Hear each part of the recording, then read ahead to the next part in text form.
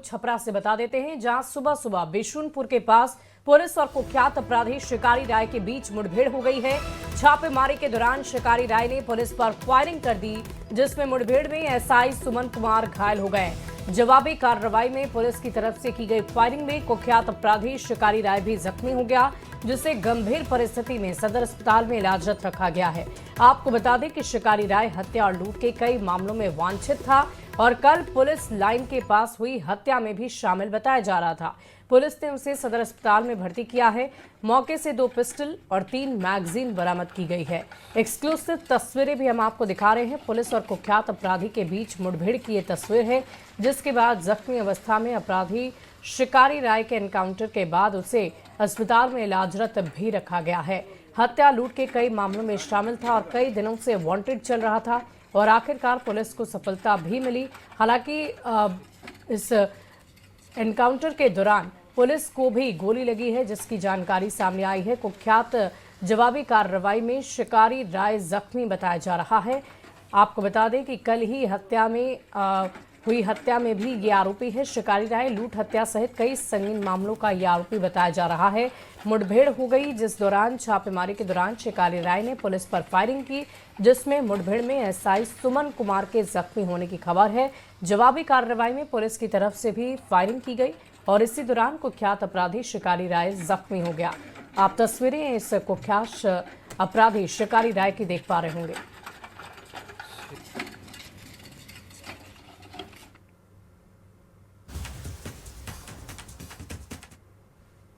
छपरा में कल जिस तरह से अपराधियों ने दुस्साहस का परिचय दिया था, उसके अगले ही दिन पुलिस ने जवाबी कार्रवाई भी की है और अभी जो हमें सूचना मिल रही है कि शिकारी राय नाम के एक अपराधी को गोली मारी गई है पुलिस द्वारा।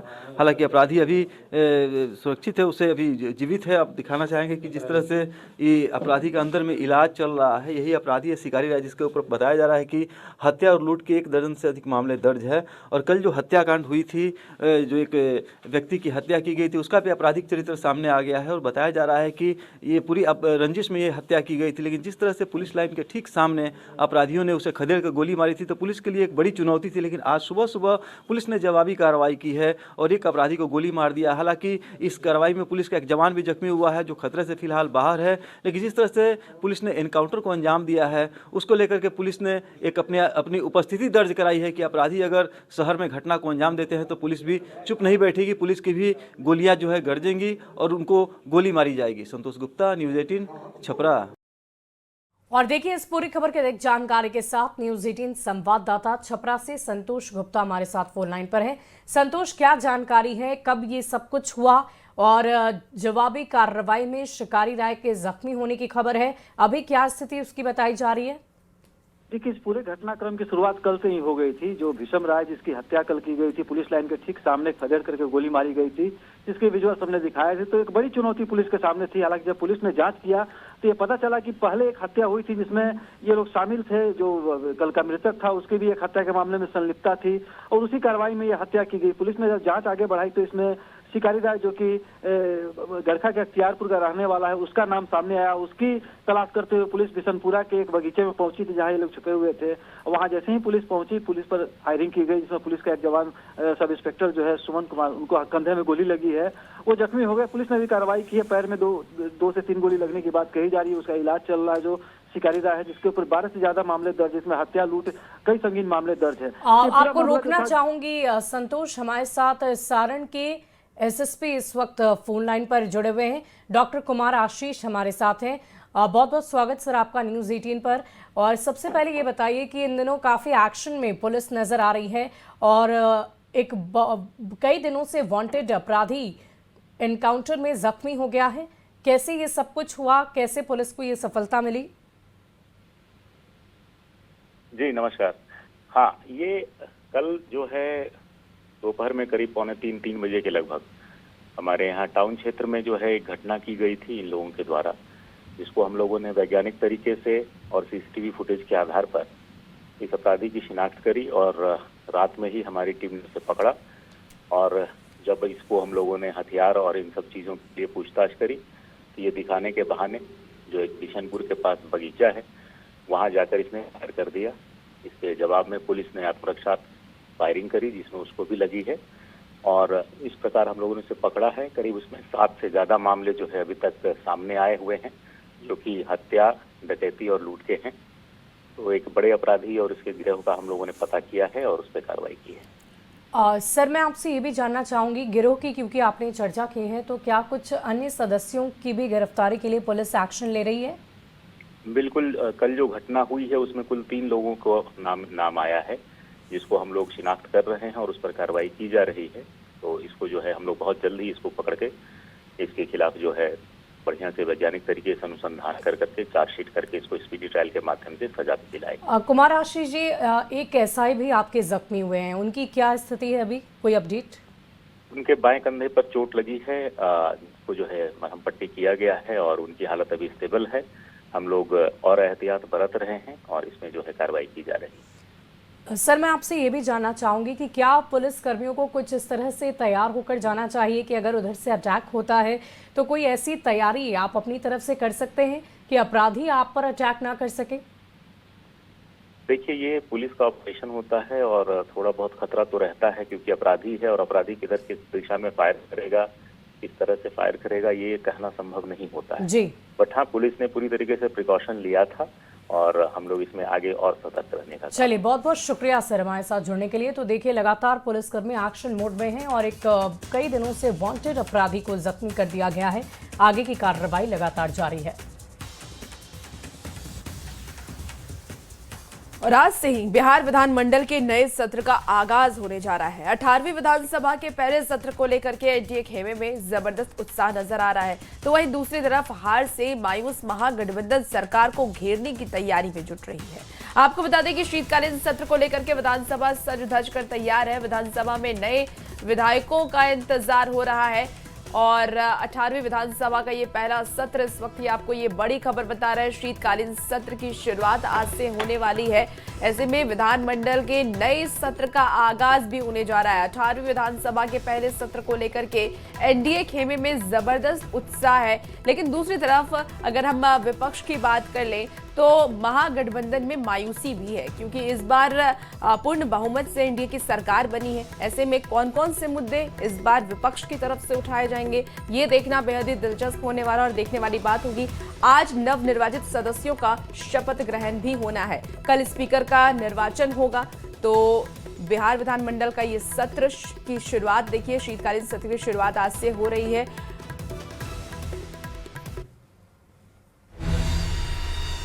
बिहार में नई सरकार बनने के बाद 18वीं विधानसभा के पहले सत्र की शुरुआत 1 दिसंबर से होने जा रही है।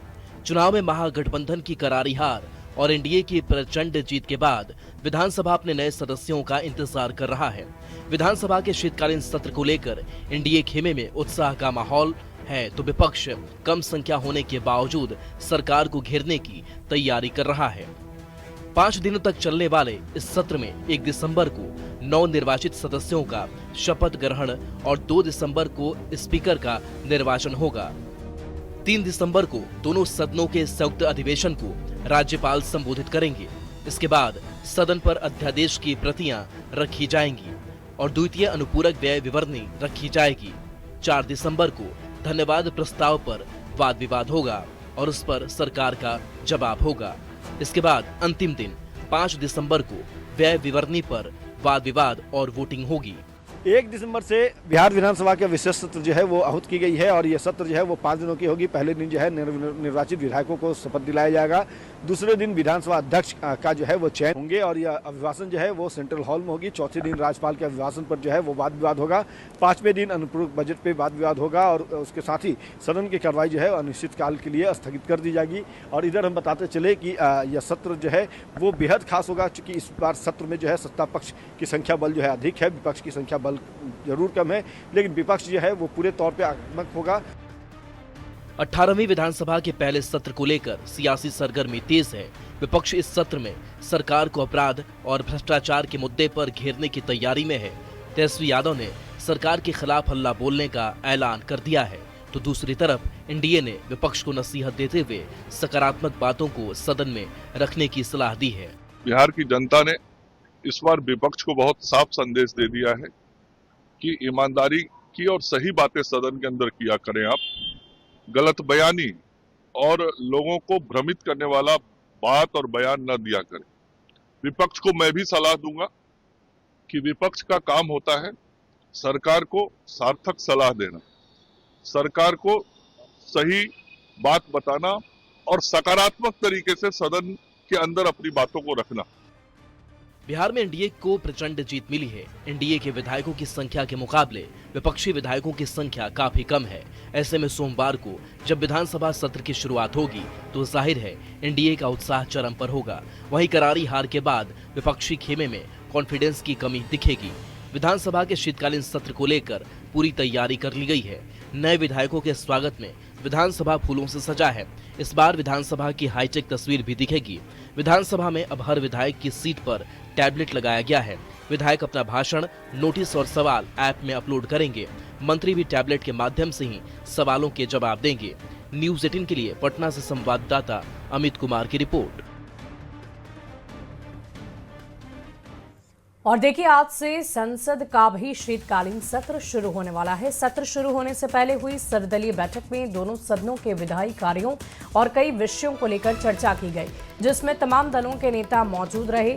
सरकार जहां इस सत्र में कई विधेयक लेकर आ रही है, तो दूसरी और सेशन के छोटा होने से लेकर एसआईआर के मुद्दे पर विपक्ष सरकार को घेरने की तैयारी में है। एक रिपोर्ट आपको दिखाते हैं। संसद का शीतकालीन सत्र 1 दिसंबर से शुरू होकर 19 दिसंबर तक चलेगा। इस सत्र में सरकार परमाणु ऊर्जा क्षेत्र समेत 10 महत्वपूर्ण विधेयक रखने जा रही है।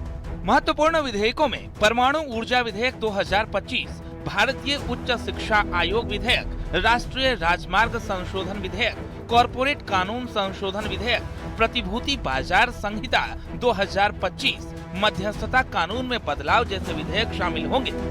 शीतकालीन सत्र का शुरू होने से पहले ऑल पार्टी फ्लोर लीडर्स का मीटिंग बहुत अच्छा से और बहुत ही सार्थक रही है। मैं सारा पॉलिटिकल पार्टीज के फ्लोर लीडर्स को धन्यवाद देता हूं। सब ने पार्टिसिपेट किया और अपना अपना पार्टी का पक्ष को रखा है। हमारे सरकार की ओर से आदरणीय रक्षा मंत्री राजनाथ सिंह जी, आदरणीय नेता सदन राज्यसभा जेपी नड्डा जी, मैं, मेरे दोनों राज्य मंत्री साथी, हम लोग पूरा नोट किए हैं और जितने सुझाव आज पॉलिटिकल पार्टीज के फ्लोर लीडर्स का आए हैं, हम उसको विचार करके संसद के शीतकालीन सत्र के शुरू होने से पहले सर्वदलीय बैठक में दोनों सदनों के विधायी कार्यों और कई विषयों को लेकर चर्चा की गई, जिसमें सभी दलों के नेता मौजूद रहे। सरकार जहां इस सत्र में कई विधेयक लेकर आ रही है, तो दूसरी ओर सेशन के छोटा होने से लेकर एसआईआर के मुद्दे पर विपक्ष सरकार को घेरने की तैयारियों में है। कुछ भी नहीं रहा, लोगों ने अपने में बात की, सरकार की तरफ से कुछ भी नहीं आया। आपने क्या रखा था मुद्दा? हमने तो एसआईआर पर रखा। तो सरकार का रुख नहीं है कि इस पे चर्चा करें? सरकार करी नहीं, उसी के सहारे तो बेईमानी करना चाहती है। तो यूपी चुनाव है सर, उससे पहले बंगाल है, तो उसी के जरिए जैसा बिहार में हुआ वही सब यहाँ भी देखने को मिलेगा क्या? उससे ज्यादा कर रहे हैं। तो अधिकारियों से कहा जा रहा है कि तुम ऐसा करो, ऐसा करो, ऐसा करो, उनके वोट नहीं करना। आत्महत्या लोग कर रहे हैं। सत्र में 15 बैठकें होंगी और 19 दिसंबर को समाप्त होगा। हालांकि सरकार पूरी तैयारी के साथ सत्र में हिस्सा ले रही है, वहीं विपक्ष भी सरकार को घेरने की पूरी प्लानिंग में है। खासकर एसआईआर का मुद्दा शीतकालीन सत्र में गर्म रहेगा। Bureau report, news 18। इसी बीच देखिए, पटना से बड़ी खबर आ रही है, जहां बिहार कांग्रेस की अहम बैठक होने वाली है। आज होगी कांग्रेस की अहम बैठक, सदाकत आश्रम में ये बैठक होने वाली है। आपको बता दें कि सभी जिला अध्यक्ष इसमें शामिल होंगे। फ्रंटल प्रमुख, मोर्चा और संगठन प्रमुख भी इसमें शामिल होने वाले हैं। राजेश राम बैठक की अध्यक्षता करने वाले हैं। तो पटना से आपको इस वक्त की ये बड़ी खबर, सियासी गलियारे से बड़ी खबर आ रही है। बिहार कांग्रेस की अहम बैठक होने वाली है। आज कांग्रेस की अहम बैठक होगी और ये बैठक हर मायने में महत्वपूर्ण मानी जा रही है। सभी जिला अध्यक्ष इसमें शामिल होने वाले हैं। सदाकत आश्रम में ये बैठक होगी, जिसकी अध्यक्षता राजेश राम करेंगे। बड़ी खबर आपको पटना से बता रहे हैं, जहां बिहार कांग्रेस की अहम बैठक आज होने वाली है और इसको लेकर के पूरी तैयारी कर ली गई है। और देखिए, कांग्रेस विधायक के जेडीयू के संपर्क में होने पर कांग्रेस प्रदेश अध्यक्ष राजेश राम ने सफाई दी है। उन्होंने मीडिया से ही पूछा कि अगर किसी से बात कर संपर्क में है तो आप ही बता दें। उन्होंने कहा कि कुछ लोग भ्रम फैलाते रहते हैं और ये नैरेटिव मीडिया में चलता रहता है। उन्होंने कहा कि अगर इस बारे में कोई सबूत मिल जाए तो कार्रवाई होगी। के संपर्क में है, यदि आपसे बता के संपर्क में है, किसी से बता के संपर्क में है तो बताइए, जरूर हम कहेंगे। ये आप स्पष्ट हो लीजिए कि लगातार 2020 से, जिसमें हम लोग खुद जो है CLPO हमारे जो है खुद मैं MLA था, और ये नैरेटिव मीडिया में चलते रहे, कुछ लोग भ्रम फैलाते रहे। आप देखे होंगे कि हमारे बारे में भी किसी तरह से भ्रम फैलाया गया। देखिए, केंद्रीय मंत्री चिराग पासवान ने कांग्रेस के 4 विधायक के महागठबंधन के बैठक में नहीं पहुंचने पर अपनी प्रतिक्रिया दी है। उन्होंने कहा कि कौन किसके साथ जा रहा है उन्हें नहीं पता। चिराग पासवान ने यह भी कहा कि शायद विधायकों को यह लगता है कि वो एनडीए के साथ जुड़ करके अपने क्षेत्र में विकास की गति दे पाएंगे। वो संपर्क में है। चिराग पासवान ने और क्या कुछ कहा, आपको सुनाते हैं। साथ जाने की सोच रख रहा नहीं रख रहा, एनडीए अपने में इतना ज्यादा मजबूत है, 200 से ज्यादा सीटें जीतकर हम लोग का गठबंधन है। ऐसे में मैं जरूर मानता हूं कि कई ऐसे विधायक हैं जिनको इस बात का एहसास है कि संभवतः एनडीए के साथ जुड़कर ही वो अपनी सोच या बिहार के विकास को या अपने क्षेत्र के विकास को वो गति दे पाएंगे। ऐसे में कई विधायक गाहे बगाए हम लोग के भी संपर्क में हैं, जो प्रधानमंत्री नरेंद्र मोदी जी की सोच के साथ जुड़ना चाहते हैं, मुख्यमंत्री नीतीश कुमार जी के नेतृत्व के साथ जुड़ना चाहते हैं। कब कौन किसके साथ जुड़ रहा है ये मैं कह नहीं सकता। और देखिए, कांग्रेस के 4 विधायक के महागठबंधन की बैठक में नहीं पहुंचने पर सियासी कयास जारी है। कहा जा रहा है कि ये चारों नेता जेडीयू के साथ आने वाले हैं। मंत्री श्रवण कुमार ने मीडिया के सवालों का जवाब देते हुए कहा कि वो जेडीयू के साथ रहेंगे या कांग्रेस के साथ, ये उनकी इच्छा है। किसी व्यक्ति की इच्छा को कौन रोक सकता है? नहीं, जेडीयू के साथ या कांग्रेस के साथ रहेंगे वो तो उनकी इच्छा है। कोई व्यक्ति का इच्छा कौन रोक सकता है? इतनी बात जरूर कह सकते हैं कि नीतीश कुमार जी अच्छा काम कर रहे हैं राज्य के लिए, और ऐसे हालात में अगर कोई विधायक समर्थन देना चाहता है, कोई विधायक इस काम को अच्छा समझता है, कोई विधायक चाहता है और राज्य की तरक्की में अपना योगदान चाहता है और नीतीश कुमार जी को समझता है कि हमारे परिवार के लोग हैं, तो इसमें क्या बुराई है। चलिए, खबर अब कैमूर से है, जहां लालापुर इंडस्ट्रियल हब की जर्जर सड़कों ने चावल उद्योग पर संकट खड़ा कर दिया है। 10,000 मजदूरों के रोजगार पर अब संकट मंडराने लगा है। आपको बता दें कि मिलर खुद ही चंदा जुटा करके सड़क बना रहे हैं और यहाँ 200 से अधिक राइस मिल संचालित है। चावल सीजन में यहाँ 10,000 से ज्यादा मजदूरों को रोजगार मिलता है, लेकिन प्रशासन और सरकार की अनदेखी ने इस क्षेत्र के चावल उद्योग को बंदी के कागार पर लाकर रख दिया है। मिलर्स अब खुद से 25 लाख की लागत से सड़क का निर्माण करा रहे हैं। वहीं बिहार सरकार के अल्पसंख्यक मंत्री कल्याण मंत्री जमा खान ने मिलर्स को आश्वस्त भी किया है। पर कुछ विशेष ध्यान देके कुछ फंड इकट्ठा करके बनवाया जाए। हम लोग देखते देखते हम लोग का राइस मिल का सीजन आ गया, देख रहे हैं कि हम लोग का व्यापार प्रभावित हो जाएगा, तो अब आपस में हम लोग चंदा इकट्ठा करके पूरा व्यवसायी वर्ग मिल के, दलाल मिल के हम लोग इस रोड का निर्माण करवा रहे हैं। आज से 2 साल पहले भी हम लोग एसोसिएशन के माध्यम से चंदा कलेक्ट कर करके इसको मरम्मत कराए हुए थे, और इतना गड्ढा होने के बावजूद जब ये सड़क नहीं चला, सारे प्रतिनिधियों के पास हम लोग गए, सरकार का जितना विभाग है सबके दरवाजे पे गए, जिलाधिकारी के पास गए, लेकिन कहीं कोई सुनवाई नहीं है। उसका नतीजा ये हुआ कि हम लोगों को अपना चंदा कलेक्शन कर करके एसोसिएशन के माध्यम से इस सड़क का निर्माण और मरम्मतीकरण करना पड़ रहा है। लेकिन सबसे बड़ी दुर्भाग्य की बात मैं ये बताना चाहूँगा, रेलवे का ओवरब्रिज भारत सरकार का, और ये जो इस सड़क पे हम लोग खड़े हैं जिसका मरम्मत करा रहे हैं, ये बिहार सरकार का नहीं है। ऐसी बातें हो तो लोग दें, लिख कर दें, उसको तो डीएम साहब से बात है, हम काम करवाएं, करवा दें।